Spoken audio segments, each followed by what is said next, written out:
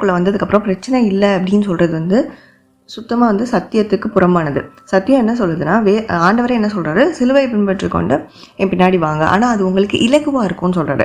Like வருத்தப்பட்டு பாரம் சுமக்கிறவர்களே நீங்கள் எல்லாரும் என்கிட்ட வாருங்க, நான் உங்களுக்கு இளைப்பாறுதல் தருவேன்னு சொல்கிறாருல ஆண்டவர்.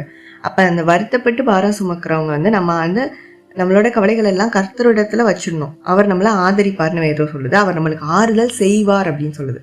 Hill comfort us. நம்ம வந்து இப்போ மனுஷங்கிட்ட போனோம்னா அவங்க நம்மளை கன்சோல் பண்ணுவாங்க, ஆறுதல் சொல்லுவாங்க. ஆனால் ஆண்டவர் வந்து ஆறுதல் செய்வார்.